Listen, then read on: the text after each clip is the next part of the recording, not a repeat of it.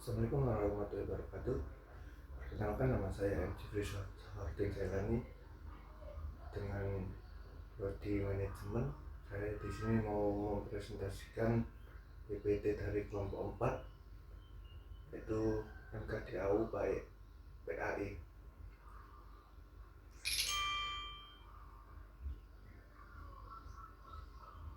Baik, mari kita mulai presentasinya. Presentasi kelompok 4 berhubungan dengan hubungan tasawuf, akhlak, moral,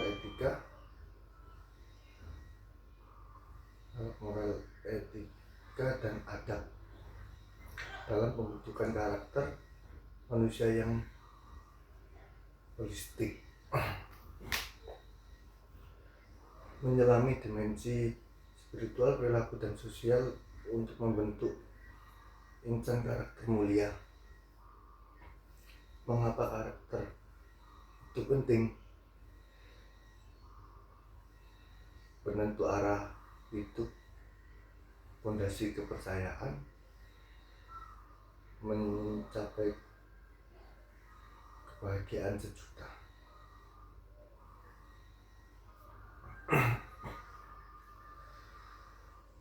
Penentu arah hidup, karakter adalah kompas untuk membantu setiap keputusan dan tindakan menghasilkan konsistensi dalam kebaikan. Fondasi kepercayaan, hubungan antara manusia dan kemajuan masyarakat dibangun di atas integritas dan karakter yang dapat dipercaya. Mencapai kebahagiaan sejati, pembentukan karakter yang kuat menuntun pada kedamaian batin dan kepuasan spiritual yang berkelanjutan. Pengertian dasar-dasar viral karakter. Tasawuf, ilmu untuk penyucian jiwa dan mendekatkan diri kepada Tuhan. Kondisi jiwa yang mendorong perbuatan dengan mudah tanpa perlu pertimbangan ulang. Moral, ajaran atau wejangan tentang baik dan buruk yang diyakini secara personal atau komunal. Baik, sekarang kita akan masuk ke materi bagian-bagian yang dibahas. Tasawuf, fondasi spiritual pembentukan karakter. Tasawuf adalah akar yang menghidupi pohon akhlak. Tasawuf berfokus pada pembersihan hati dan sifat-sifat tercela seperti riya, hasad, dan sombong, serta pengisian hati dengan sifat terpuji. Kontrol diri, majuhadah, melatih jiwa untuk menahan hawa nafsu dan konsisten dalam kekuatan. Keikhlasan, melakukan segala perbuatan semata-mata karena Allah, menjauhkan diri dari pujian manusia. Kesadaran ilahi, membentuk kesadaran bahwa segala tindakan selalu diawasi oleh Tuhan yang secara otomatis memperbaiki perilaku.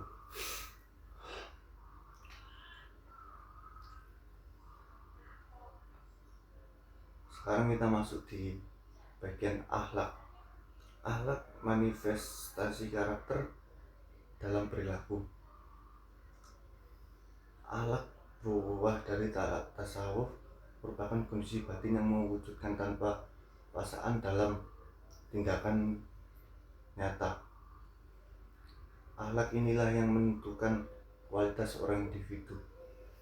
Akhlak terhadap diri sendiri, menjaga kesehatan fisik dan mental, serta bersikap baik dan disiplin terhadap diri sendiri. Akhlak terhadap lingkungan, menjaga kelestarian alam, tidak merusak dan memanfaatkan sumber daya secara bijak. alat terhadap Tuhan, ibadah yang khusyuk, tawakal, sabar dan bersyukur dalam setiap keadaan, alat terhadap sesama, saling menghormati, tolong menolong, berkata santun, dan menghindari perbuatan zina. Moral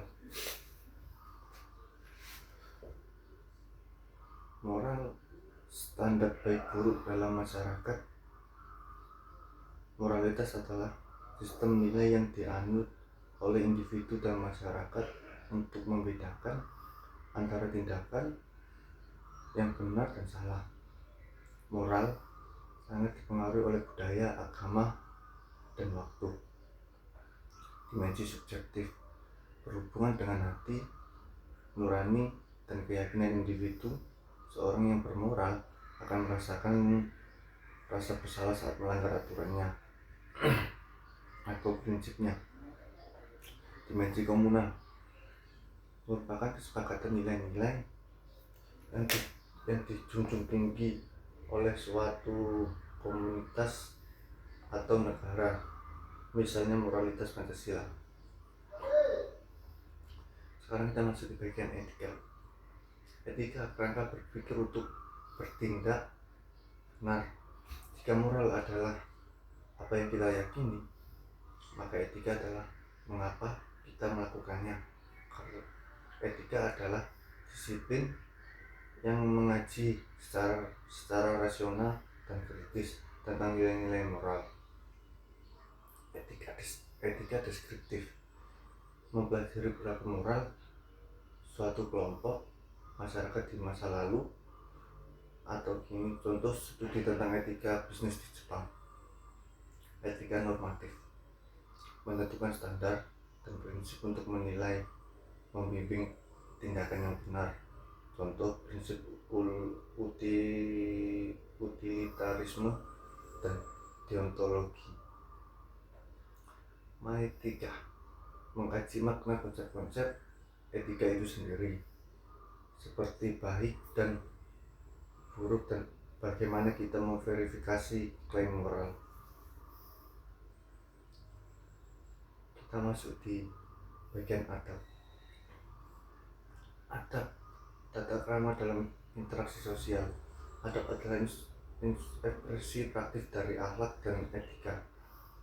Ini adalah keterampilan sosial tentang bagaimana berperilaku secara pantas dan penuh hormat dalam berbagai situasi. Konsep ini lebih luas dari akhlak, bahkan seringkali dianggap lebih tinggi dari ilmu, karena adab melihat pengetahuan, perilaku, keyakinan dan niat yang baik dalam kehidupan sosial, seperti makalah dan para ulama. Seperti al-adabu fawqal ilmi, adab itu berada di atasnya ilmu. Dari makalah tersebut menunjukkan tentang pentingnya beradab dalam memandang individu setiap orang, maupun itu baik kecil, remaja, anak-anak maupun dewasa. Adab berfungsi sebagai pelumas sosial yang menciptakan harmoni dan kenyamanan dalam pergaulan sehari-hari, berkaitan dengan sinergi karakter holistik, akhlak, keadaan jiwa, berperilaku batin yang stabil. Adab praktik luar yang dipengaruhi oleh lapisan dalam, tasawuf, akar spiritual, niat, dan pembersihan batin.